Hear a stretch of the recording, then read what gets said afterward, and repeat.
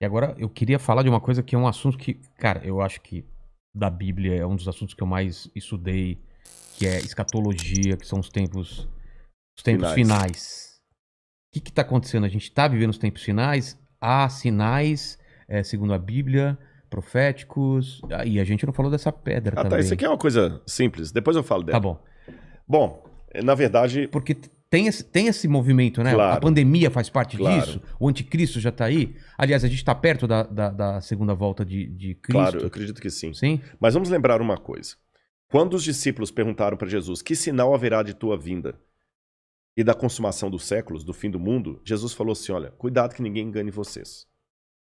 Porque Primeira coisa que ele já virão, falou. cuidado, virão muitos em meu nome dizendo eu sou o Cristo, enganarão a muitos. Certamente, isso está em Mateus capítulo 24. Depois, quem tiver uma Bíblia em casa, procure em Mateus capítulo 24. Ele fala o seguinte: certamente vocês ouvirão falar de guerras e rumores de guerras. Não se assustem, ainda não é o fim. Se levantará nação contra nação, reino contra reino. Haverá fomes e terremotos em vários lugares. Mas isso é apenas o princípio das dores. Princípio das dores, exatamente. Então veja bem, guerra tem no mundo desde que o mundo é mundo. É. Fome, a Bíblia fala fome no Egito na época de José. Então não vou falar assim, o mundo está chegando ao fim porque está tendo guerra. O mundo está chegando ao fim porque está tendo fome. Não faz sentido. Mas o Apocalipse coloca alguns elementos que indicavam quando nós estivéssemos chegando próximos ao fim. Embora, nota de rodapé aqui, ninguém sabe o dia nem a hora da volta de Jesus. É estupidez. Tentar adivinhar. Não, claro, não podemos isso. Você entendeu? Bom, mas a gente pode saber a proximidade dos tempos em que vivemos. Então tem algumas coisas no Apocalipse que são características do tempo do fim. Exemplo, Apocalipse 11, 19. Diz assim: as nações ficaram iradas. Chegou, porém, o juízo de Deus, e o tempo determinado para ele dar o prêmio aos seus santos e aos profetas, e o tempo para destruir os que estão destruindo a terra. Ora, na época de Cristo não tinha como destruir a terra. O Apocalipse estava fazendo uma profecia de uma época em que a terra poderia ser destruída por seres humanos, coisa que na época do Apocalipse não tinha como. E ele fala depois das pragas de Deus que iriam cair. Essas pragas não caíram ainda, mas os vislumbres dela... Não caíram? Não. A peste não é... A do Apocalipse, né? É.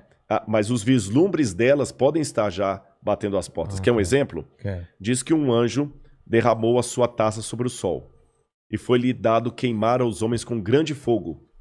Os homens se queimavam com um intenso calor e blasfemavam o nome de Deus que tinha autoridade sobre essa praga. Olha o problema da camada de ozônio, o efeito estufa, o que está acontecendo com o sol. O outro anjo derramou a sua taça sobre os rios e fontes d'água e mares, que se tornaram como sangue de morto. Sangue de morto não é vermelho, dessa cor. Sangue de morto é escuro, é fétido, é quase coagulado. Como é que tá Pinheiros, Tietê, Lagoa Rodrigo de Freitas, as águas do mundo? Poluição. As previsões é que até 2025 a guerra do mundo vai ser pela água. É. Fala do anticristo, que ia dominar o mundo inteiro de uma maneira algorítmica. Pacífica, porque é um algoritmo. O 666. O que é o 666? O que é o 666? Na época do Antigo Testamento, Deus deu algumas normas para os judeus. O povo do Oriente Médio, ele é muito simbólico, sabe? Ele tem muito esse lance do símbolo que aqui no Ocidente a gente perde. Então o judeu pode olhar, ele usa o paiot, que significa alguma coisa, o kippah, que é aquele chapeuzinho na cabeça. E Deus falou o seguinte: olha, vocês vão pegar a lei de Deus, escrever um resumo da lei de Deus e vão colocar por frontal entre os olhos, numa caixinha aqui, e também na mão de vocês. O judeu hoje usa na mão esquerda. Pode olhar aqui no Muro das Lamentações, você vê o judeu orando lá, né? Baruch atah Beshem Adonai Eloheinu melech haolam. E ele vai orando no muro e ele tá com aquela caixinha preta aqui e outra na mão. Aí no Apocalipse a gente vê que o inimigo, o diabo, que se vale do anticristo, assim como Deus envia o Cristo... o anticristo é a versão do Cristo pro demônio. Pro demônio, o anticristo. Ele faz uma paródia de Cristo. Aí, como Deus no Antigo Testamento pediu aos judeus para ter a lei de Deus na testa e na mão, o anticristo coloca também um sinal, uma marca, na testa e na mão. Então significa uma época em que a lei de Deus vai ser questionada. Nessa época em que a lei de Deus for questionada, diz o Apocalipse, ninguém poderá comprar nem vender, senão aquele que tem a marca da besta e o número do seu nome. Ora, esse número é 666. Aí muita gente pega isso e fala o seguinte, então vou começar a calcular, Hitler dá 666, o Papa, o Saddam Hussein, Bill Gates, até a Ellen White, que é uma pioneira do Adventismo, ela dá 666, mandíbula, todo dá 666, né? No grego está o seguinte, aquele que tem entendimento, calcule. E essa palavra calcule no grego ali é a mesma palavra para faça a contabilidade daquilo que o anticristo vai fazer. E o que o Apocalipse deixa bem claro é que o anticristo vai ser a revigoração do Império Romano, que era o inimigo do povo de Deus. E por que 666? Na cultura da Babilônia, o 6 era o número base para você fazer qualquer cálculo. Era um número divino. Tanto é que quando Nabucodonosor ergue uma imagem, ela tinha 60 côvados por 6. 60 por 6. O 6 era um múltiplo divino. E ali você tem o 666, múltiplo de 6. Agora o Apocalipse fala que ele vai controlar a economia. Os povos da terra vão segui-lo. Ninguém vai poder, falando quem pode pelejar com ele. E o que nós estamos vendo agora é o mundo caminhando pela primeira vez na história para uma unificação mundial. De moeda? De tudo. Parece até teoria da conspiração que eu vou falar, mas não é. O mundo está caminhando para uma unificação. Rodrigo, mas nunca. Aqui no Brasil mesmo a gente vê a briga dos de esquerda com os de direita. O pessoal não está entendendo. Essa unificação não significa unificação de mente, mas unificação de propósito. Que é um exemplo que o mundo pode se unir por um propósito, apesar de se odiar mutuamente? A pandemia. Exatamente. O Irã está usando máscara, Israel também está usando máscara. Os palestinos estão jogando foguete lá em Israel, o Hamas, mas o israelense está usando máscara, o palestino também. O egípcio está usando álcool em gel, o iraniano está usando álcool em gel, o americano está usando álcool em gel, o russo está usando álcool em gel, então o Putin está usando álcool em gel. A mesma coisa o presidente do Brasil, o presidente da Argentina, da Venezuela, o mundo parou. Então é possível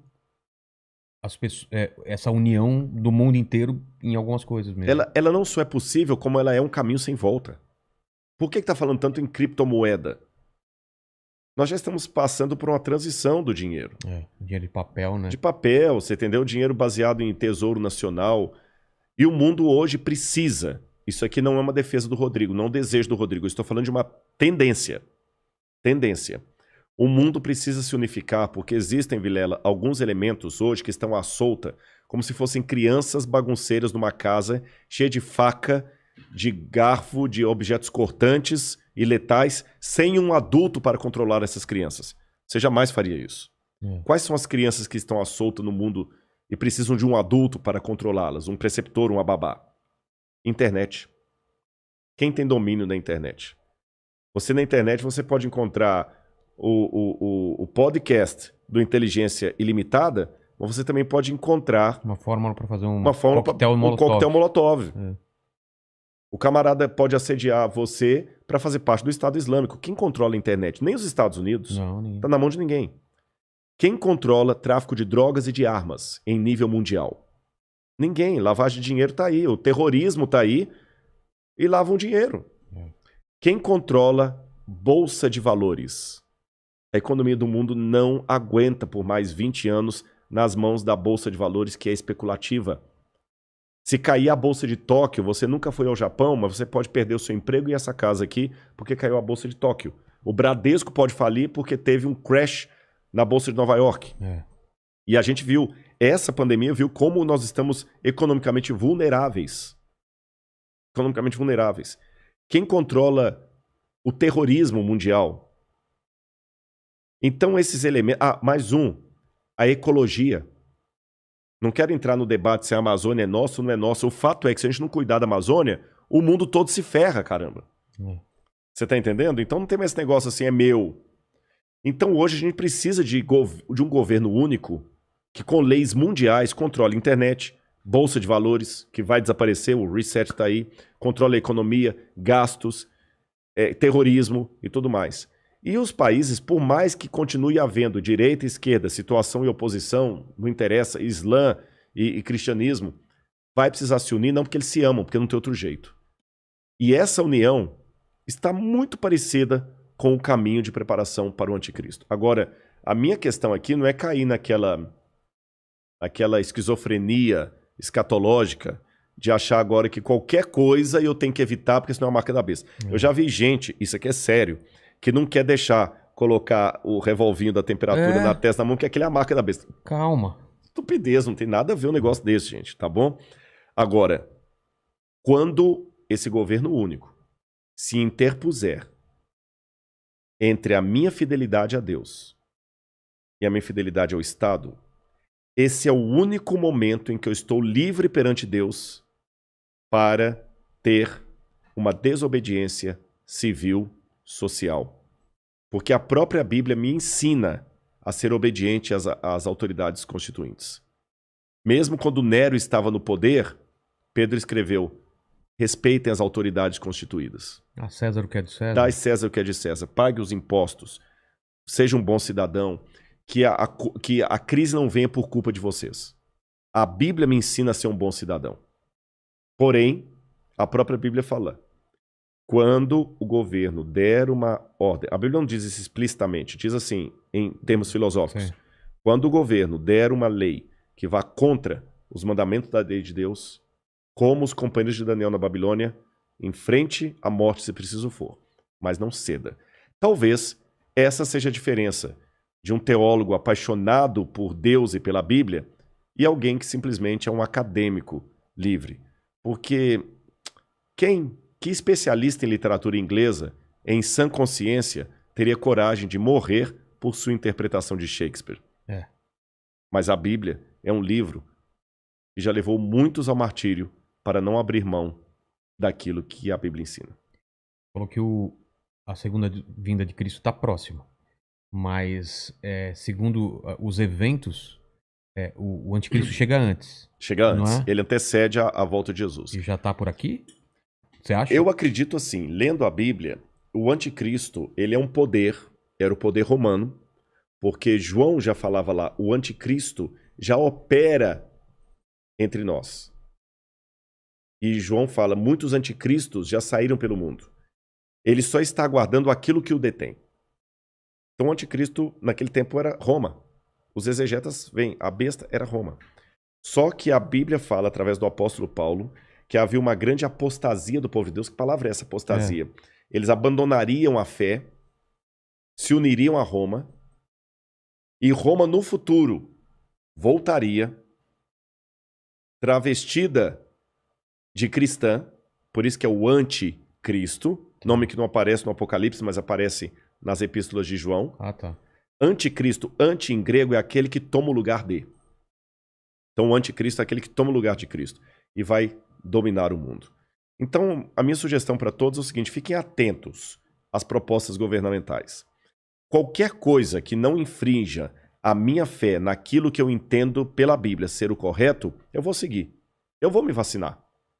Eu não vou ficar caindo em teoria da conspiração. Ah, mas a vacina é uma maneira de aniquilar um terço da humanidade. Eu acho que vai ser muito mais fácil Eu vou me vacinar. Só não vou tomar a Coronavac, né? Que está questionada aí. Senão eu não posso entrar em Israel. Mas eu vou me vacinar. Israel não aceita. Não aceitou. Muitos países da Europa não aceitam a Coronavac. Né? Lamento o Butantan aí, mas a menos que mude o cenário, a Coronavac não está sendo aceita. A Pfizer, ou a Moderna, ou a outra, lá de Oxford. Essas são aceitas. Mas eu vou me vacinar. Você está entendendo? Agora, não vou cair em teoria da conspiração. Agora, o dia que houver uma lei que se interpuser entre a minha fidelidade e aquilo que Deus pediu de mim, aí eu estou disposto a enfrentar até a morte.